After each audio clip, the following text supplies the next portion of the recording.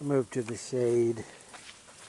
So in case you want to see more cow grazing video, I'm going to go ahead and just take a few minutes of this.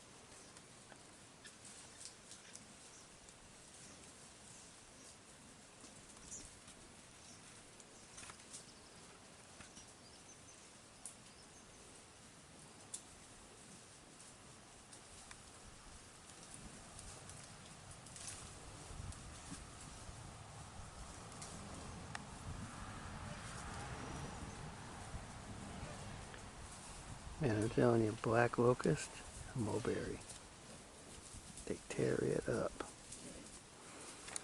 Black locust is like a pea. The legume, the giant pea plant. I love it.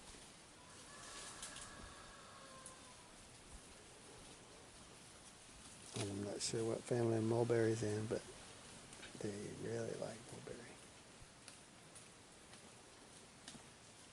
I mean, they like it better than grass. I mean, they probably would eat Johnson grass and orchard grass first. But if they had fescue or some kind of Bermuda wiregrass type stuff, they would eat, for sure. They'd probably eat pear even before orchard grass. I've never really seen it, but they just love pear. But they're pretty fond of this common mulberry here, red mulberry. Pretty fond of it. And the black locust, they'll tear them down to eat them. So there's certainly a place for them if you have land.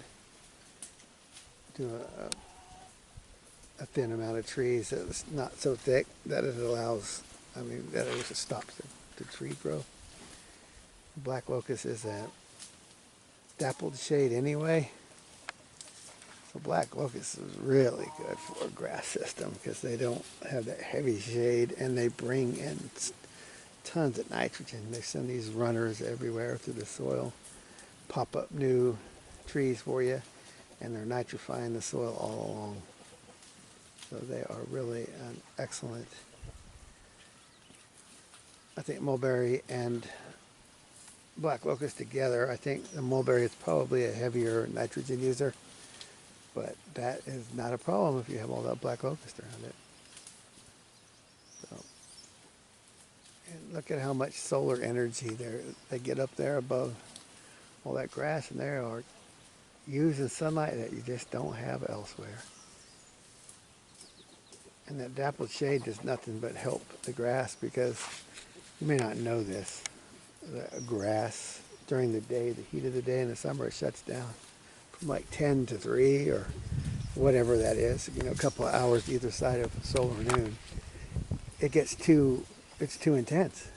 The plant will burn itself out, so it just shuts down and stops growing in the heat.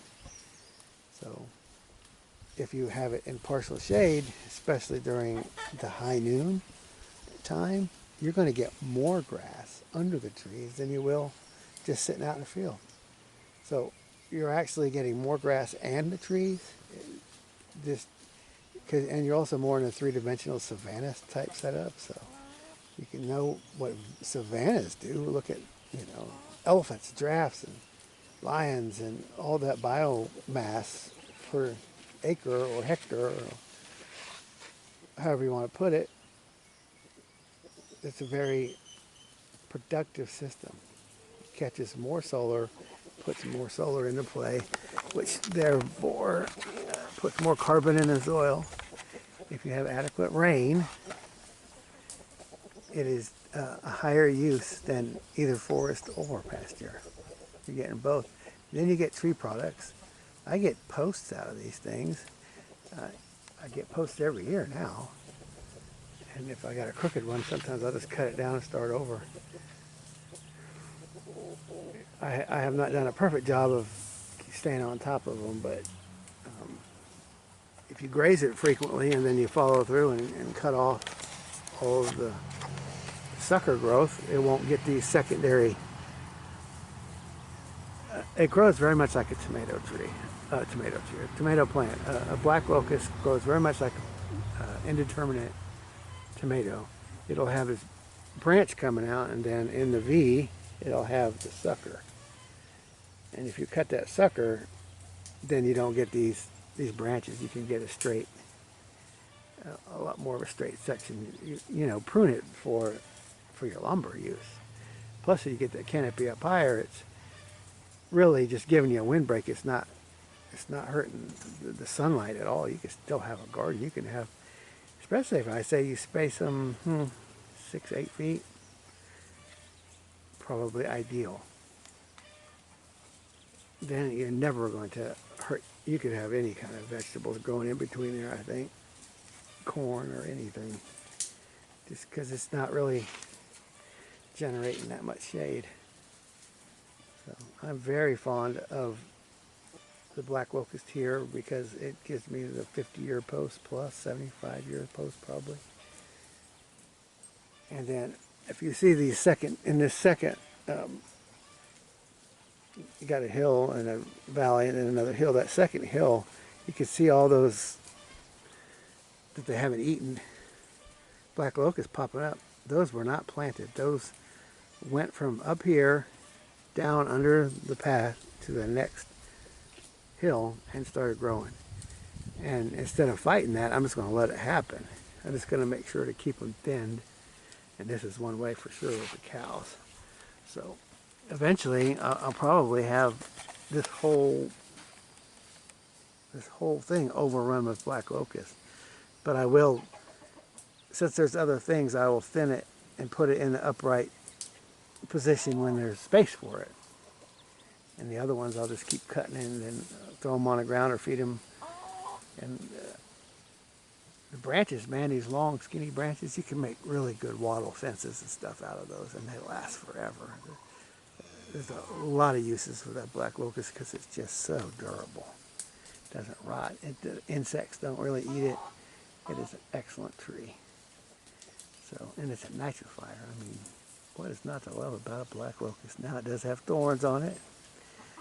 Another benefit is 2 or 3 weeks out of the year, it is an excellent pollen nectar source for the bees, man. Those white flowers, when they come on, bees just go crazy. They don't last long, but they are an excellent source of nectar flow. So, I guess you could consider all the little sprouts a problem if they're coming up on your driveway or whatever. Yeah, even little Miss Whiny over there is pretty full. You see a little triangle there? She ain't totally full, but she's full of mulberry. She wants some green grass to put on top of it now. They got some hay. It's just in the sun. They're not going to eat that hay till the shade comes around. Too hot for them. So anyway, food foresting is an evolving learning curve for me, and different goals for different land use for different people. But I have learned a lot, and I definitely recommend using animals and the plants together. Just using the whole thing isn't really going to help with the maintenance. You got to take advantage of all that. You know, you can compost, but the cow does the year's worth of composting overnight, basically. That manure, you just get it and dry it out, and you can use it. You don't have to wait. You don't have to compost it. You just got to dry it out and crumble it up. And you can go plant seedlings in it right away. It's amazing.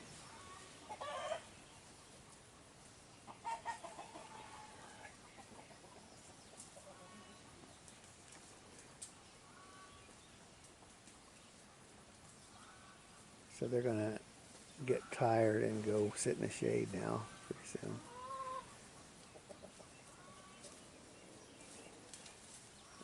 There's plenty of interesting tools to use in the toolbox. Now see, this is the milking mom. That's why she looks so skinny. She just can't get enough. The calf just keeps her drained. That's why she doesn't look that great.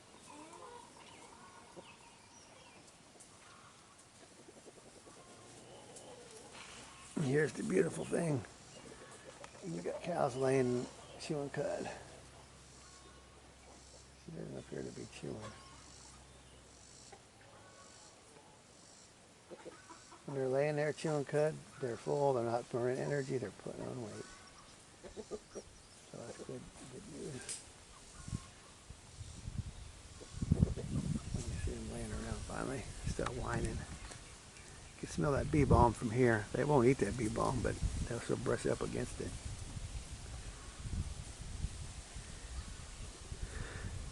So anyway, I'm going to let you go for now. This is way